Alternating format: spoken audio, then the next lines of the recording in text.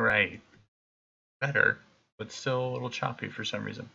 But this is the Check Your Six podcast, and hopefully it's coming in loud and clear. If the video is a little fuzzy, I apologize. If it's a little choppy, I apologize. This is what happens when we try to make things better. It usually gets worse before it gets better. So we will go Attempt through number that. 2. Yeah, take number 2. Welcome to the next week's episode of Check Your Six podcast. We are covering all the preparations for going to Japan in the Pro League. We're covering week 3 of phase 1 of season 3 for Collegiate R6. And we are going to have a special topic at the end of the show for roaming, guided by that guy over there, our co-host Syntax, or Syntax GG on Twitter. How's it going? Pretty good, man. I hope everyone's doing good today.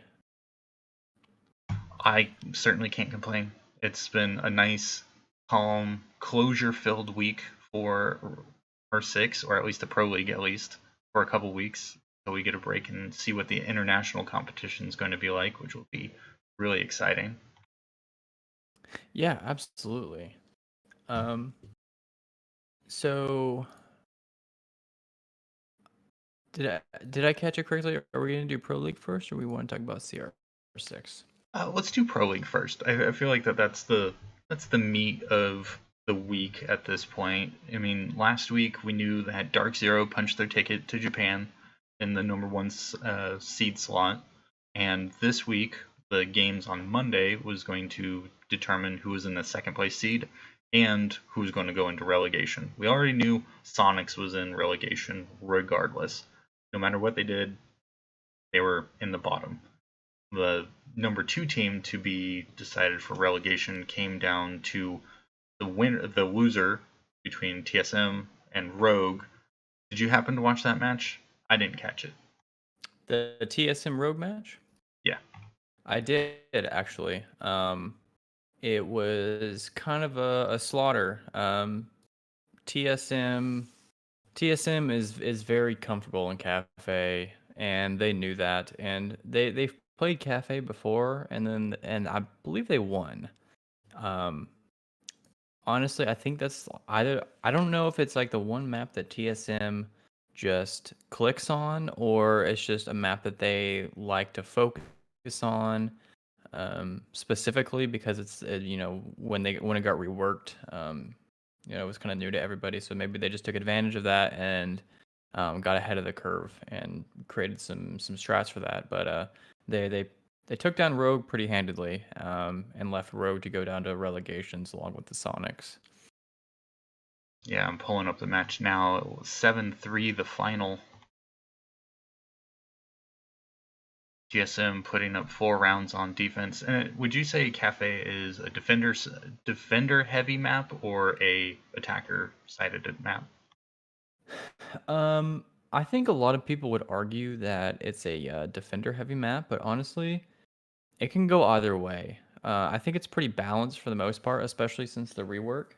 Um, I've seen people do really well on attack, and I've seen people do really well on defense. I think it just comes down to the team, if I'm going to be honest.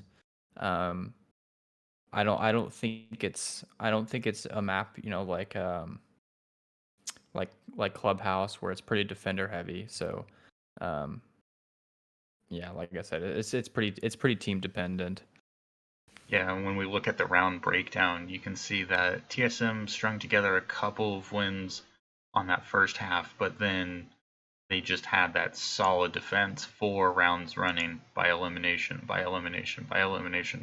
on only repeating service cooking defense on their first round and as their second round or their last round. So, I mean, TSM very clearly knows how to defend that map. Yes. Especially since the pickup of Gotcha. Actually, since Gotcha is on the is playing on the team now, um, they've been doing a lot better. And sorry, give me 1 second. You're all good.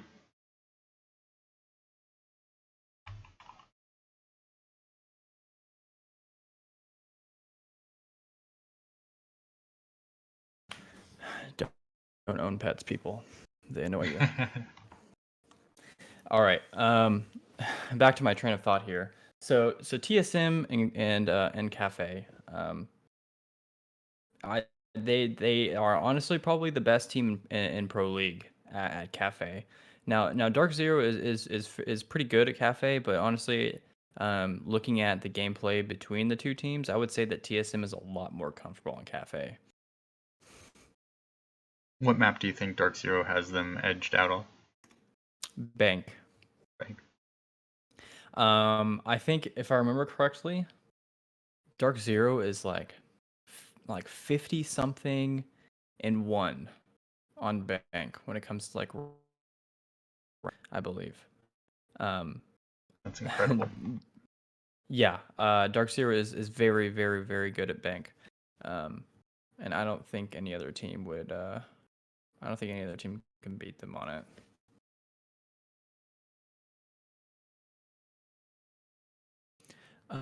Another match that was incredibly surprising to me was the EG Sonics match.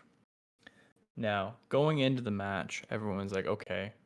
Actually, it was not EG Space Sonics, Station. I'm sorry. It was Space Station and Sonics.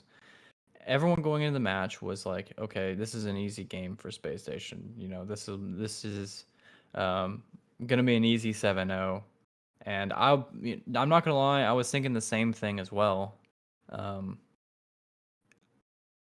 Sonics won, and Yeah, they my did. jaw was my jaw was dropped. I could not believe what I saw. Um, now I don't know if Space Station was trying very hard, because the reason I say this, I'm not saying this because they did bad. Sonics, don't get me wrong, Sonics they're a good team. It's just what they've been doing this season hasn't been working out very well for them. And they didn't do very well as a result of that. But I think Space Station was honestly using that match to try out new things. Anyone who watched it, so Canadian, Space Station's new member, this poor guy was trying so hard to make Warden work on Armory defense. They defended Armory like I don't remember how many times, but Canadian, you played Warden every single time they played Armory, and just died every single time. Now, It looks like they I did mean, Armory Archives 3 times, and they only yeah, managed to defend it once. they poor Canadian. He was I think he was the first guy to die. Each round they defended Armory because he was trying to play Warden. I So think he was at I like, want to dive into that real quick. Why is Warden not ideal for that site? okay. Actually, if I'm going to be totally honest, Warden is actually, like, in theory, Warden is actually a really solid pick for that site. Because the traditional push for Armory is to open up the main Armory wall that's on the balcony, right? So once they breach that wall, they'll use like a Capital, or anyone with smokes, like a Montaigne or someone. They'll throw smokes and they'll plant right inside the breach. Well, Warden, with his ability, he can see through smoke, kind of like Glaz can with his scope. So Warden's a good pick because when they do a smoke, when they go for that smoke plant, he's able to deny it extremely easy, by just running through the smoke and looking for the guy that's sitting there planting and just shotgun him in the face. But the thing is they were running Capitao, and like either Canadian was just dying because Warden. So Warden, to give a little bit more context, Warden is a 1 speed 3 armor, so it means he's very slow. Which is, it kind of defeats the purpose of his ability. To see through smoke, you want to be able to move fast so you can deny anything that's going on in the smoke, but he's very slow. And so what they would do is they would smoke off with Capitao, but after they'd smoke, they would immediately firebolt. So like the firebolts are covered up by the smoke, and so you can't see the fire. And so Warden was running through the smoke on fire ground that he couldn't see, and he was dying. Um, Brutal. yes, yeah. Which honestly leads me. Um, so test server, they're actually making a change to Warden. They're making him a 2 armor 2 speed, which is actually really good because that's going to increase his viability as an operator. So he can move around a little bit faster and do what he was meant to do with his ability. So, but honestly, all in all, Canadian, he's very smart. He's an incredible counter stratter, which is what I think, which is what he was doing. He was kind of testing some waters here with that operator because nobody in Pro League uses Warden. Um, to be honest, barely anybody uses Warden in normal gameplay, in ranked and casual. I rarely ever see Warden picked, and he's just kind of trying new things. He's kind of going against the grain, which is what he's always done. And I think he will bring Warden a lot more now, once he becomes a two speed 2 armor. So, um, Apparently I I'm honestly, blue again. yeah, What's going on I here? think, yeah, I think it's a low light filter with your camera. Yeah, lean back a little bit. And it should fix it like it did last time. There you go. But honestly, I'm excited for next Pro League when the changes come. So maybe we'll see Warden a little bit more. I kind of would have liked to see him a little bit more this season, but he's a very niche operator. Um, and It it's seems not like it. I extremely. have like he's not popular. It's I don't know whether or not it's his gadget just doesn't get much counterplay opportunities because like as you mentioned, Capital being able to do smoke and then the AOE denial from that like that's I mean that's a straight up counter to Warden's being any sort of aggressive play. But what's his defensive like if you're not going to kind of go aggro on that? So yeah, like I've honestly been intimidated from trying him because I can't think of enough scenarios, especially in just public matches and casual play. Like I can't think of enough ways to just be ahead of the curve on how to approach him. So I don't know if it's just that he's a difficult operator, or if given the random ass hattery that goes around in public matches that you don't get that opportunity to really see him shine. But when you see competitive play at this level, if they're not picking him, there's got to be a bigger reason. Yeah, and actually, now that I think about it, I remember one other match where Warden was played. Um, I cannot remember. I think it was Laxing from Team Reciprocity, if I remember correctly. Laxing used Warden on blue stairs in the basement of Bank, defending the basement site on Bank. Um, Traditionally, blue stairs are held by smoke with a shotgun because it's super easy to hold that stairwell with a shotgun. And then if anyone comes in, he can throw his smokes and smoke off the entrance to the stairs and all that jazz. Um, but Warden is actually kind of good on those stairs as well because what teams like to do is they like to throw flashbangs, candelas if they're running Ying, at an angle down the stairwell to flash whoever's on the stairwell and then rush in. Um, Warden, he can activate his ability. So not only can he see through smokes, he's immune to flashbangs, um, and candelas, which are a flashbang on steroids, while his ability is active. So he's able to like deny those flashbangs and stuff, and so he can still keep a solid hold on the bank blue stairs.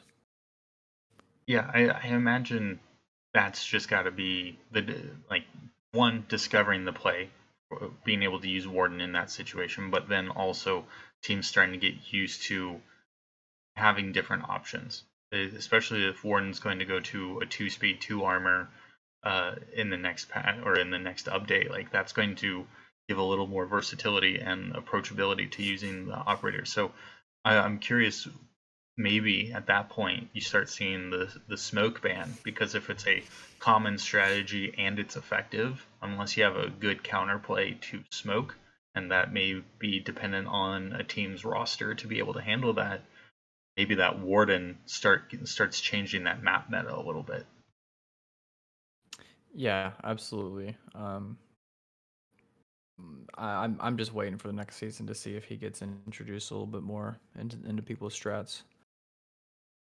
What's I mean, we're coming down to the end of the regular season for this season. How is there been an operator that you've been surprised has been picked as often as it has, or banned as often as it has? To be honest, no.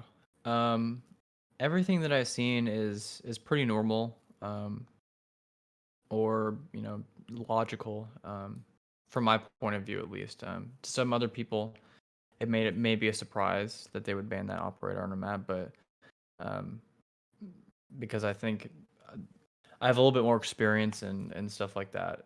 Most of the operator bans that I see are pretty normal. So, um, as far as operator picks, no, I don't think I've seen anything that's like too surprising.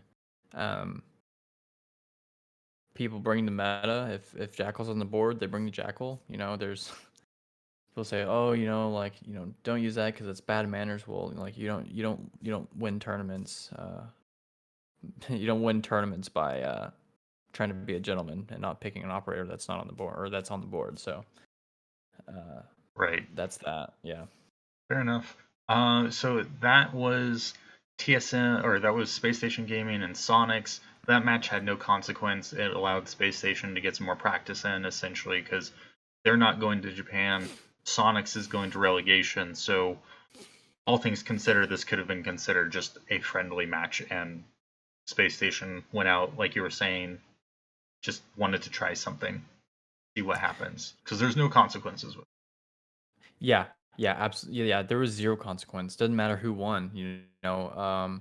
Both neither teams were going anywhere if they won or lost. So, regardless, songs were going to relegations, and Space Station, regardless, wasn't doing anything. So, even if they won, they weren't going to Japan. If they lost, then they lost. It doesn't really hurt them.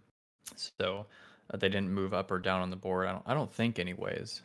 Um, No, I don't. It's not meaningful in any way whether they moved up or not.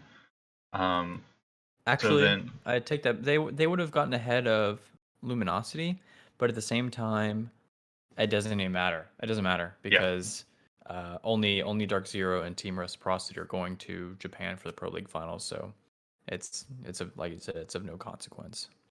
and Team Reciprocity got there because they beat Luminosity Gaming while Evil Geniuses lost to Dark Zero.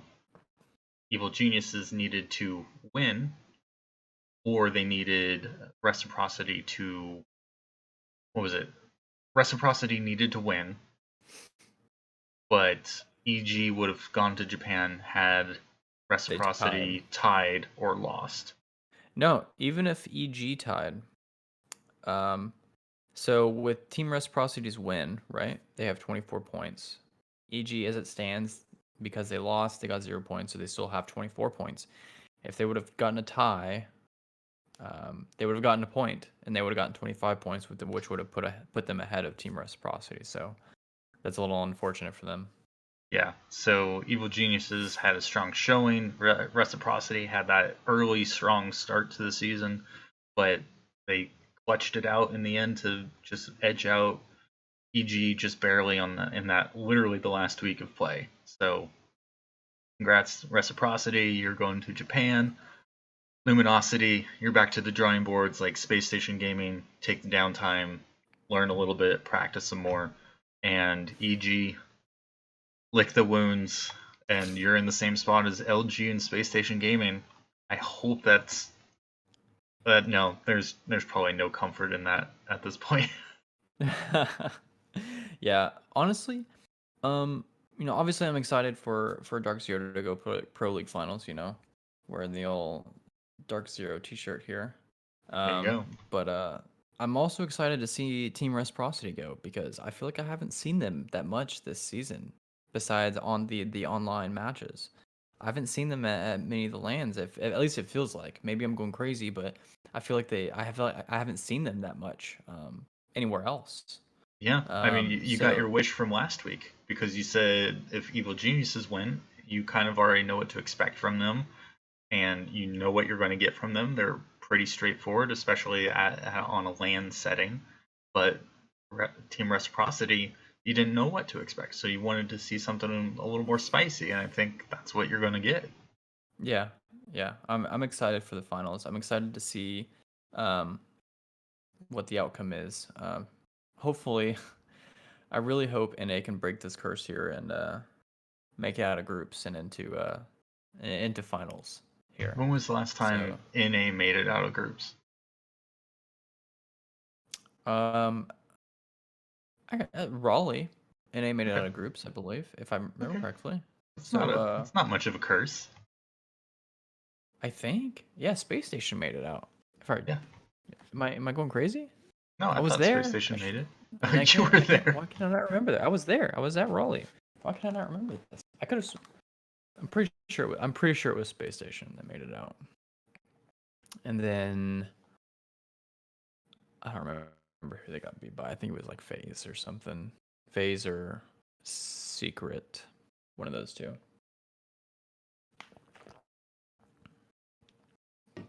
But anyways, go NA. Let's break this curse of the whole NA is bad. Let's take down EU. Even if we just took out one EU team, I think that would be good for me. We can take down the EU team, like some of the teams, I guess. It's the teams like Empire and like Forza, and obviously G2. But honestly, I think we have a pretty good chance with their performance this season. I think we have a pretty good chance of against G2. So I'm not too worried about us playing G2. I'm worried about I sound very American when I say this, but I'm worried about the Russians. Uh, I don't know what they're feeding them over there, but they're pretty damn good at the game. So Yeah, I honestly haven't paid much attention to Europe, but I mean, I know G2 and Team Empire had a bit of a back and forth rivalry, and Empire was the last one to upstage them in a major, if I've kept up at all. yeah, actually, I take that back. Forza is a challenger. Now that I remember now, it's all coming back to me. Forza is a Russian Challenger League team, which is even worse because They're really good, and they're a they're really Challenger League. good. They're really good, yeah. So actually, I don't. Well, we won't see them there because obviously they're not pro league. So, it'll just be Empire from Russia, I believe. So Let's see. he'll find out.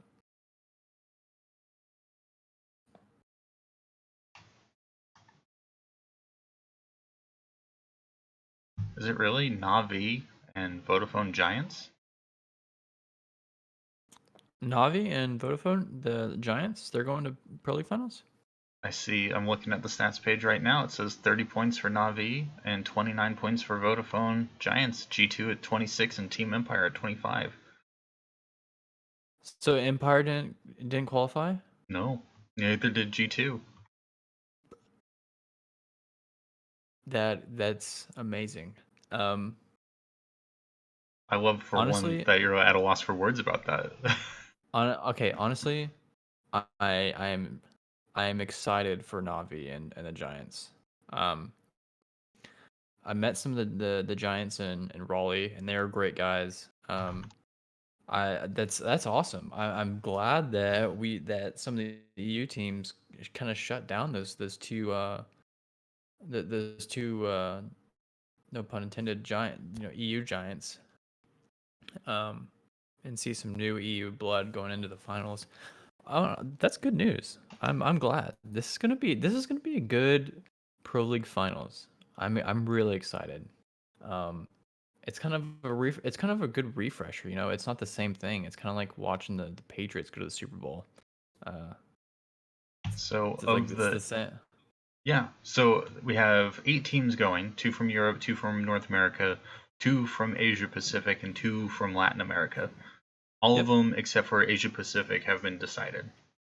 So Europe, we have Navi Okay. and the Giants, Dark Zero and Mm-hmm. Reciprocity from NA, Ninjas and Payamas, and Nip. FaZe Yeah. Clan from Latin America. Phase. Okay. So okay. So Phase and Ninjas in Pajamas are going to finals from Latin. Yep. Latam. Okay.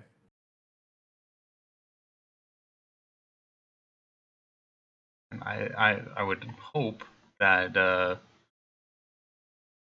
Norarengo makes it. I would. I've enjoyed them in their last showings. So I mean, their coach is insane, but I've always appreciated that.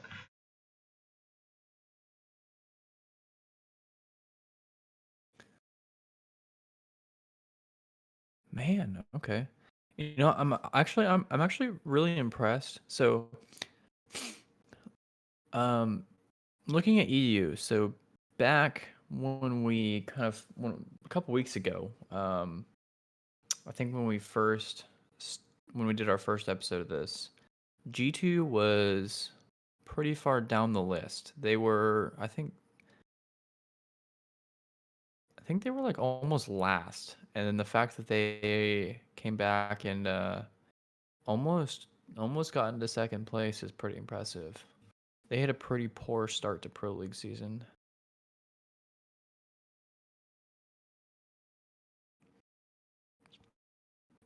Ninjas in pajamas, that's awesome. Um, that's awesome that they made it. I don't follow Latam that much, but from like my from what I have like seen in the past, it's usually like FaZe Clan and Liquid, um, that kind of make these things. Yeah. I'm Nip. I'm glad to see Nip up there. That's good. I'm And I excited. mean, Nip actually ended up kind of blowing it out of the park. I mean, 6 point win over FaZe Clan even. So 33 points to 27. So Nip was 14-3-1. So they had 3 draws, 10 wins, and only 1 loss. They're 10-3-1. You said 14-3-1. Oh, sorry, They yeah, 10-3 and they 1. played they played 14 matches, so Yeah. they had 10 wins and one loss. So, pretty much the same thing, same record as Dark Zero. And once you like that second, third, fourth, fifth place, it's all really tight. So FaZe with 27, Team One Esports 26 points, Liquid 24, Black Dragon. Then it kind of falls off, kind of into a similar situation of LG, Space Station, Sonics, and Rogue. So those bottom 4 being really kind of tight to each other, but then there's like the top 4 and the bottom 4 in LATAM is very, very separated. Yeah, second, third, and fourth place are all separated by literally 1 or 2 points. Yeah, Just pretty amazing. Uh, I don't think Australia, New Zealand. none of them are participating in this one, as far as I could tell. I don't know why. Australia, New Zealand. Yeah, I don't think they are either. And as far as Japan standings go, Norengo in second place, 29 points. Cyclops Athlete Gaming, 36 points. 11-3-0. You know what? Okay, this is uh this is news to me. So back at Raleigh, so Cyclops was they were um the qualifier team to make it into Raleigh. So like if you weren't chosen to go to Raleigh, they had like certain spots for people who like won the qualifiers. Oh, I see. Um and so they were a qualifier team. So I thought they were just a, I thought Cyclops was just a like a random team that won the qualifiers from Japan. I didn't realize that they were an actual Japanese Pro League team. So The that's more you news to know. me. Yeah. The- I I need to follow up more on the Japanese teams because the only ones that I know are Father's Back, and Norango. That's it. I have Yeah. no idea who these other teams are. Yeah, I Um, mean, they haven't had a match since the end of September. yeah. Well, I think that's all there is really to say about Pro League at this point. We know as many teams as we do, 6 of the 8 going to Japan for the finals. That is, what is that? That's like November 9th and 10th. So we'll have to wait and see how that goes. So there's not going to be much more Pro League coverage for the next few weeks, but we will be getting out of the CR6 Phase 1 by that time, and we'll be into Phase 2 once the finals come along. So we're going to be getting into the thick of the season as well as the Pro League finals. So that's going to be an exciting time in what, 2 to 3 weeks time? Yeah, and honestly, until the finals happen, we have the U.S. Nationals to kind of tide us over until the That's finals true. happen, which is still going on. They're kind of getting down to the wire. Let me go back to U.S. Nationals here. Okay, so there's only 4 teams left in Nationals, I believe. U.S. Nationals upcoming. Yes. Okay. So the 4 teams left in U.S. Nationals right now is Disrupt Gaming, Evil Geniuses, DZ, and a team called Bruh. So they formerly known as ZQWE, and actually, ironically, when U.S. Nationals started, my team that I was on, we did the U.S. Nationals qualifiers. Um, in about the third round, we had to play ZQWE. Um, and we got absolutely destroyed, to say the least. Oh, wow. Which honestly makes a lot more sense now because they are in the U.S. Nationals finals. So, um, so ZQWE or now Bruh, they played Dark Zero Thursday, October 24th. If anyone listening wants to watch it, it'll be streamed on the Rainbow Six Twitch channel. If you haven't been following, U.S. Nationals is a brand new. It's not pro league, so if you're new to the whole competitive scene, U.S. Nationals is a U.S. It's just another tournament, another big tournament that the U.S. is putting on to kind of increase the prize pool for U.S. teams. So currently, Europe has a lot more money that they can shove around for Siege Esports. And the U.S. didn't really have anything, and it was kind of unfair because these U.S. Pro League teams were all competing and winning all this money, and in the U.S. Teams are kind of sitting over here twiddling their thumbs and waiting for like all the big lands to win any money, and the orgs weren't they weren't earning anything, and if they weren't winning lands, so or the big lands anyways. So U.S. Nationals is a good opportunity for all these U.S. Esports orgs to earn some more money by winning these tournaments. And so now, on Thursday, October 24th, Dark Zero is playing Bruh, and on actually before that, Tuesday, October 22nd, Disrupt is playing EG, and then that Thursday on the 24th, DZ is playing Bruh. And then the winners of those two will play each other for the winning spot in the Nationals. Um, I think, if I remember correctly, I think the prize pool is 200,000. If I remember correctly, It's a nice chunk of change. 250,000. Let me okay before we give out the information, I'm going to double check because I Fair don't enough. want to.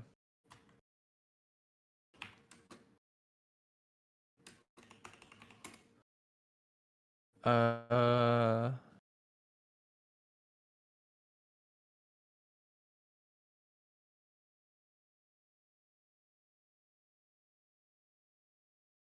Hopefully you're not like a 0 off and it's only like 25,000.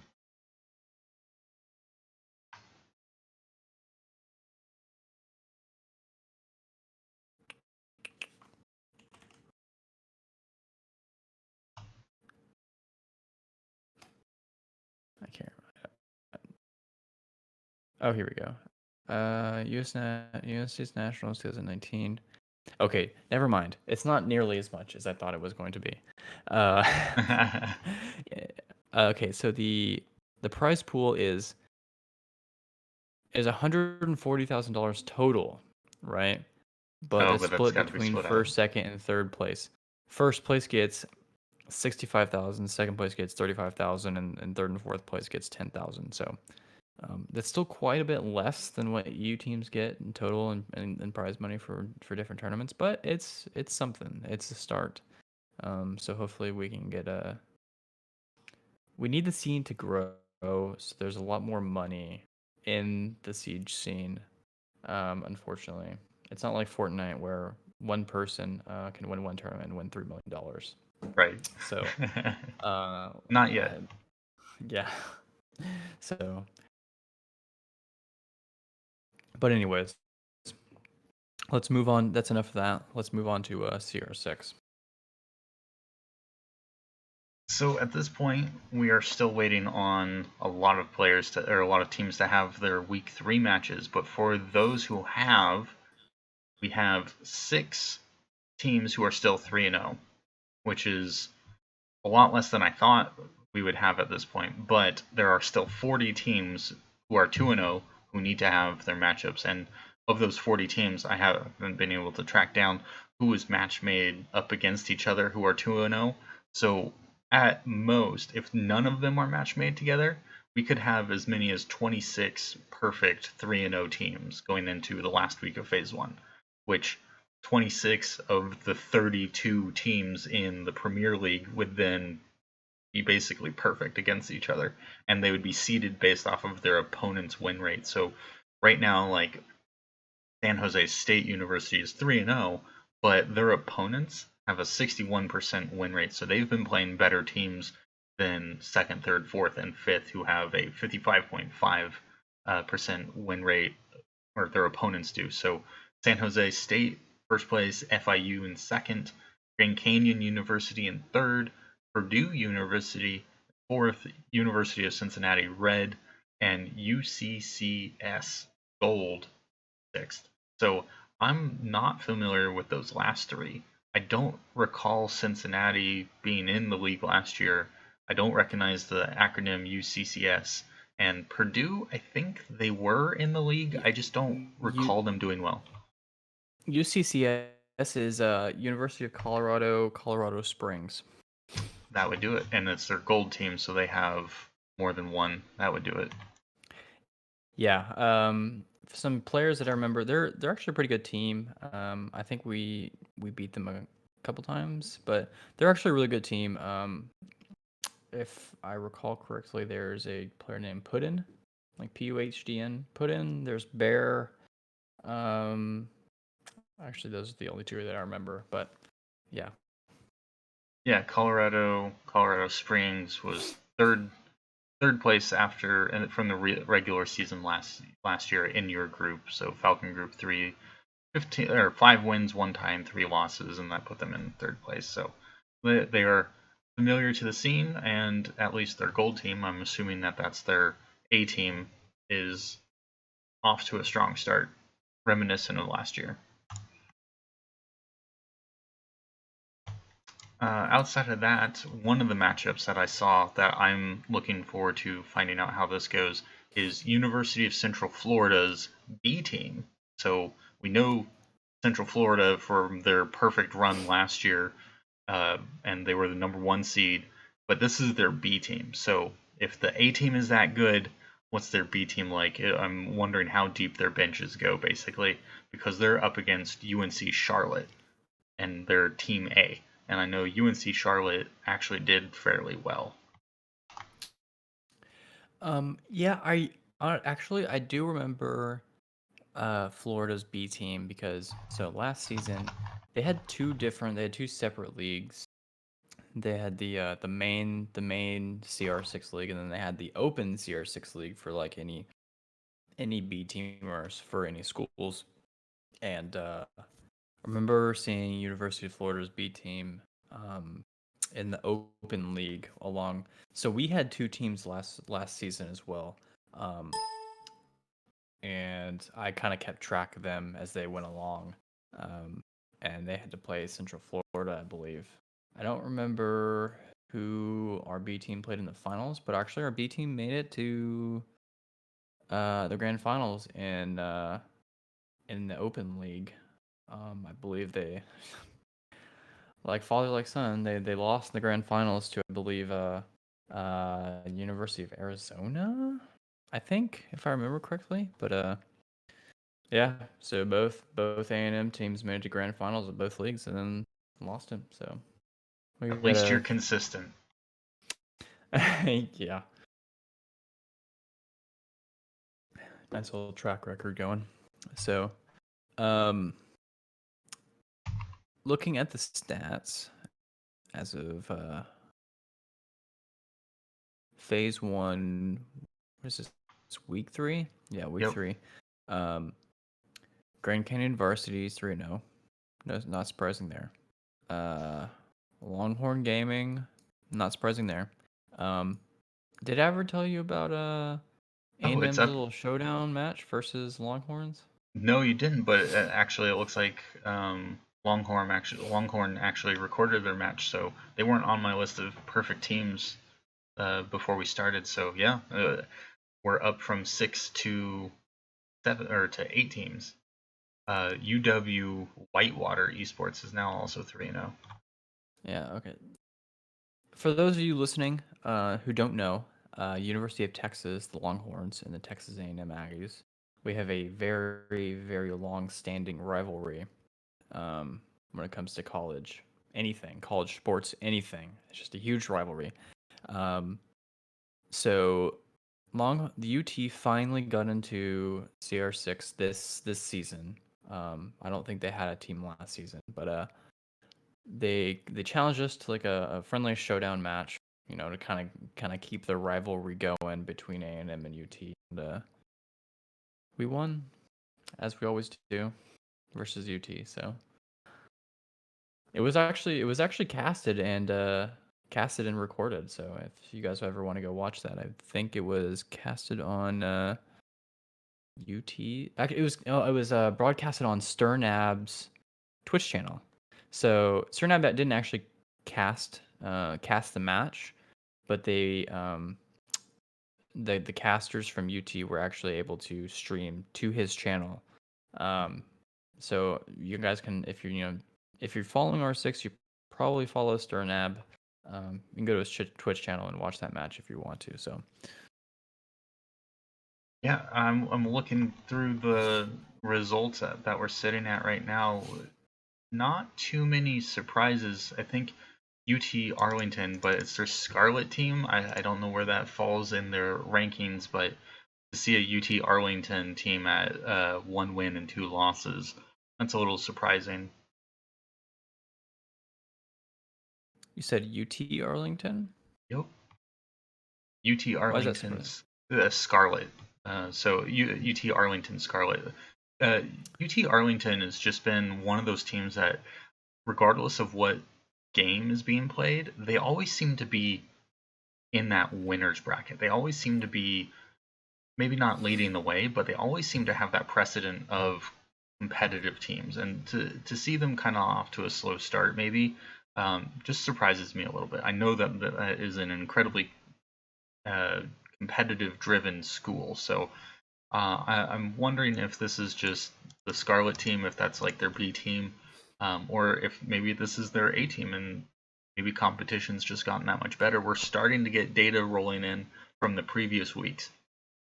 Now, it still depends on teams to submit proper screenshots. So any of you teams listening, make sure you provide the screenshots so that Syntax and I have something to talk about.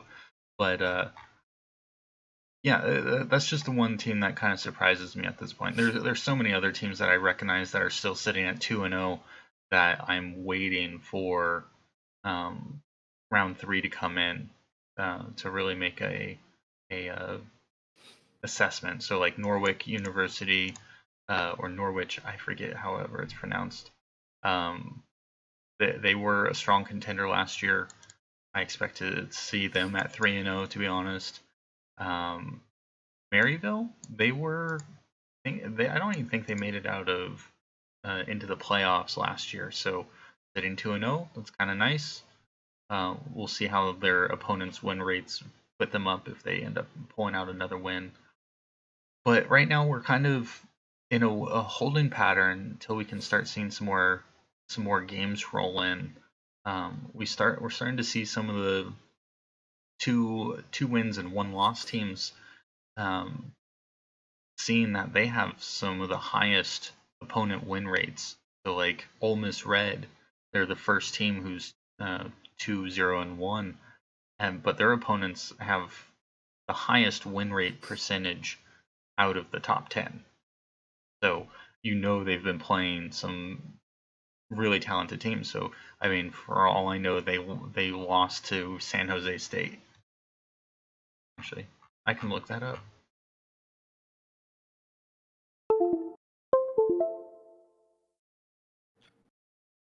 Before I lose my train of thought, any teams out there, if you guys are listening, if you guys want us to go over your footage, talk about your team, whatever, feel free. If regardless if it's being cast or not, if you can play, and then email it to myself or recall here.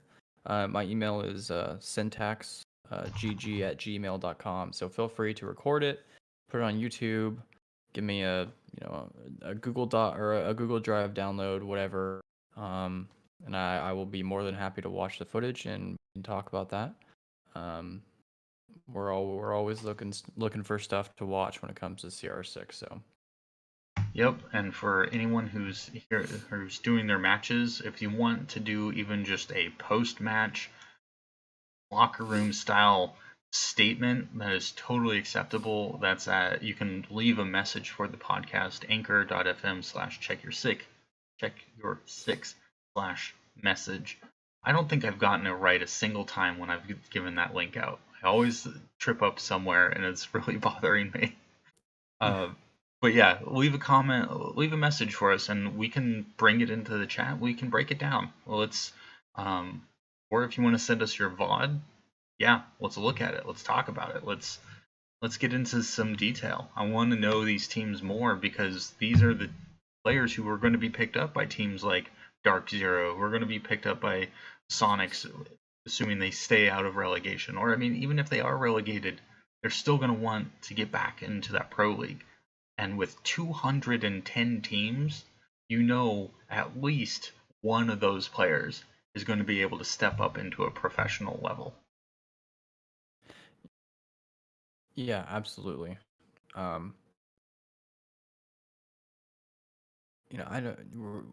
don't know. To be honest, I don't think that we're talking about relegations, right? A little bit, yeah. Or if Sonics were to be relegated out of the Pro League, that they're going to want to pick up someone to fit their roster better. They're going to make adjustments, and maybe that is changing the player. But I think outside of other Challenger League teams, they might start looking at the collegiate players.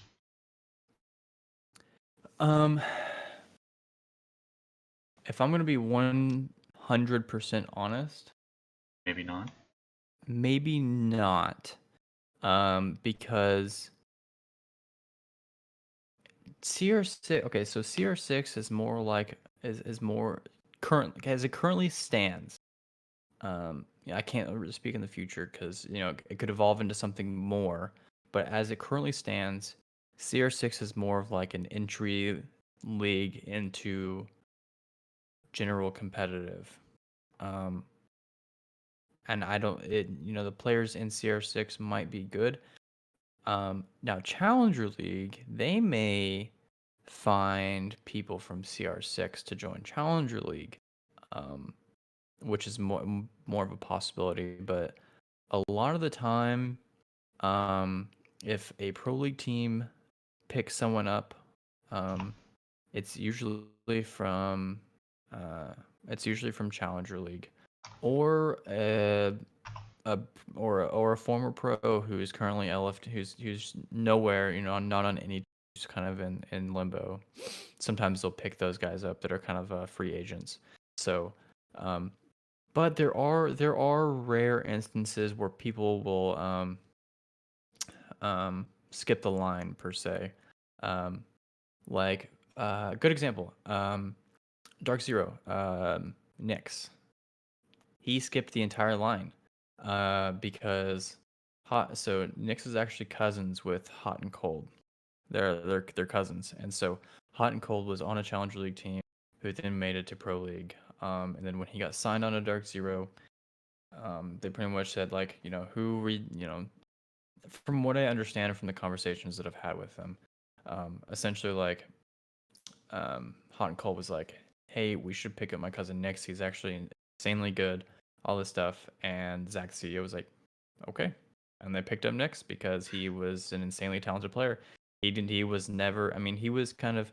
I think he played like some like minor leagues with some random teams, but he was never like hugely into. He was never actually in Challenger League, so he kind of, like I said, he skipped that whole line.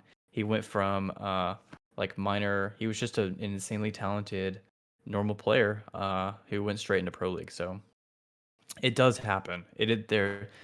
It's not impossible. So Yeah, no, and like I think a lot of my point was just that out of 210 or 210 teams, there's probably one player that could be drafted into a situation like Sonic's, where they're going into relegation, and if they happen to be relegated, someone's going to probably change their mind. They may not be in it as much. They may not want to be a professional Rainbow Six player. Maybe they just drop out.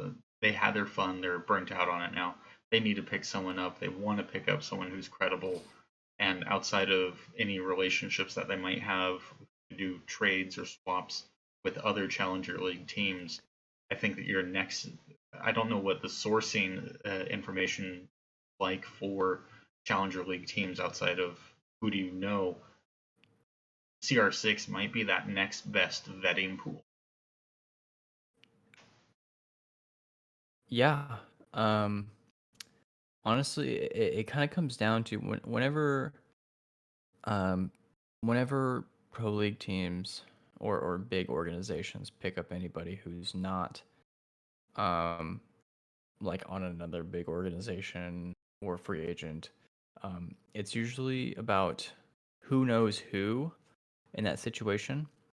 So maybe one of the collegiate players is actually good friends with someone on the Sonics, and they're good, and they're like, "Hey, pick me up," and they pick him up. It's totally possible. Uh, you never know. So it's honestly, it kind of comes down to who you know, and how good you are. So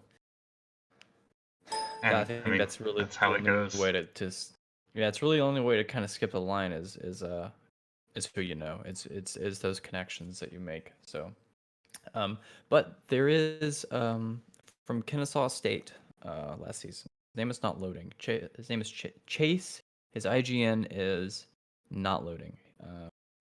He's actually now on Challenger League, and He's actually on Shrug. He is on uh the U.S. Nationals team that's in the semifinals. So There you go. um, we do have a CR6 player who is making his way, making his name. So um, I would really like to see more CR6 players. Um, I don't know, create a bigger pathway like Chase is doing. So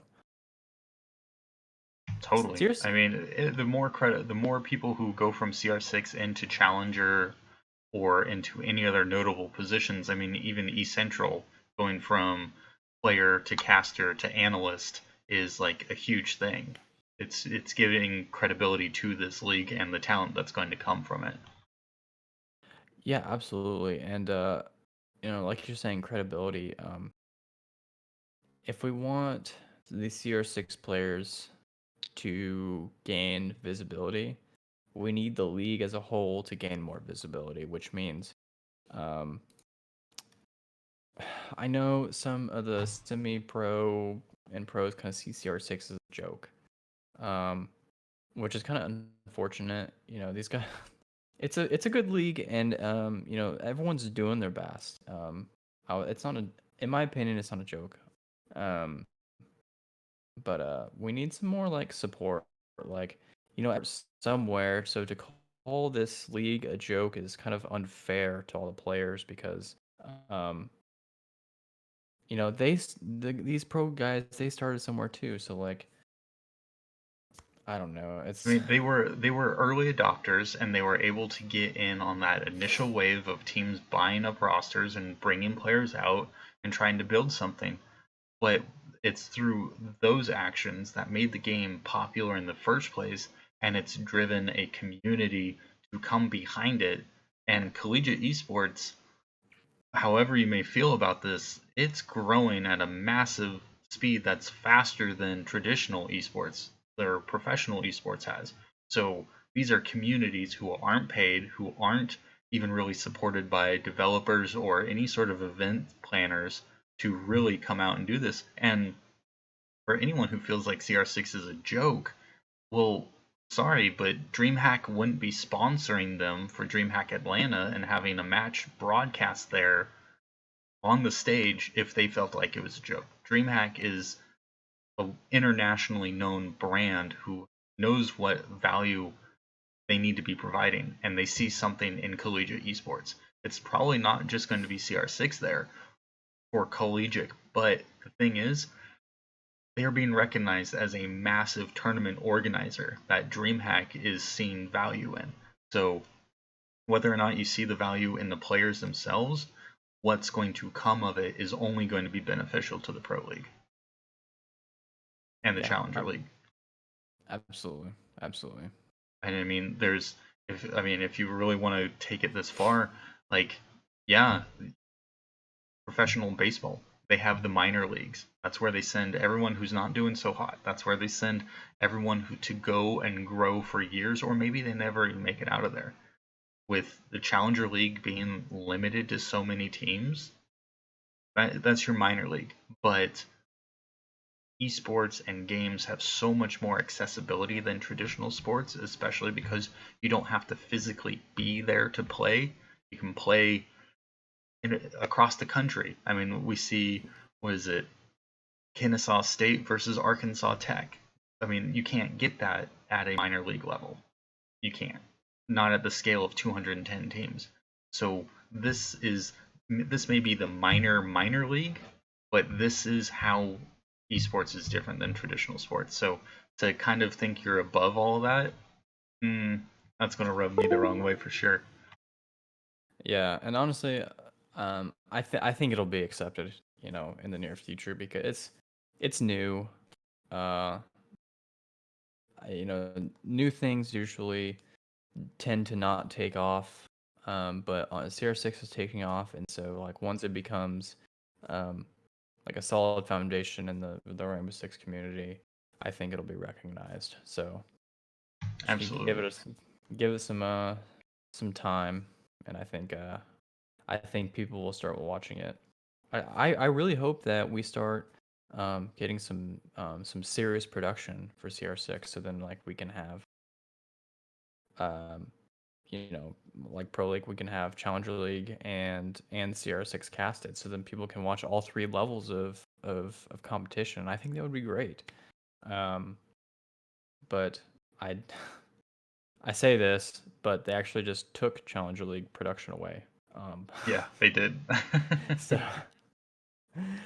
which sucks, because I think that's absolute garbage that they took Challenger League production away because why? Like Challenger League is the step below Pro League. Like literally every other sport and esport um essentially um you know the league before like professional they're all casted, they're all like broadcasted, everything. Siege is the only sport slash esport to have cut the production for that, or even barely barely report on it, which I'm not sure why. Maybe it's a money thing, but uh, we've definitely have enough casters in the community to cast it. We've definitely got enough CL casters to take charge of that. So I don't know why ESL would discontinue the support for that. I think that's garbage. So maybe enough people will cause a ruckus and they'll turn that around. So We can only hope. Now, I know we were going to do a special topic of talking about roaming this time around because I really liked our conversation last week about droning that came up from the Pro League matches. And I wanted to certainly give you an opportunity to plug your video on your YouTube channel.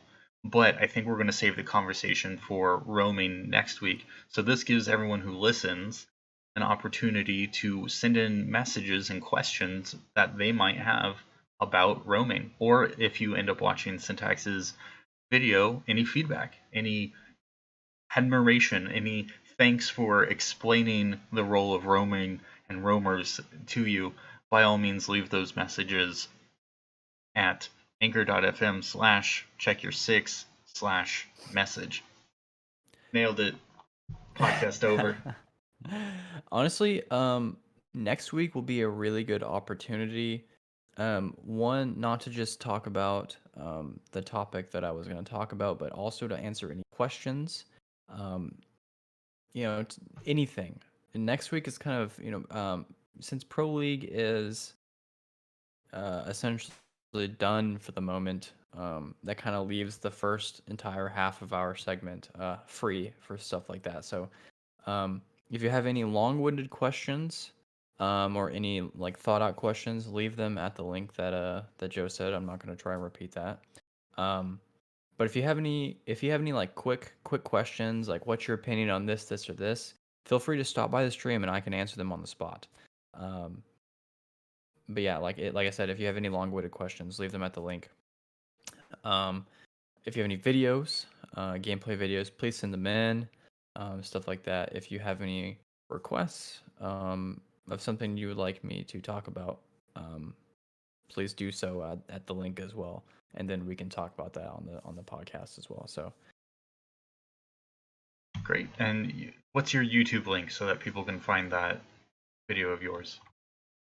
youtube.com/syntaxgg. It's the same thing as all my stuff, except no underscore. So it's just syntaxgg. It's like my Twitter. Perfect. All right. Any last comments? Anything else that you want to put out there?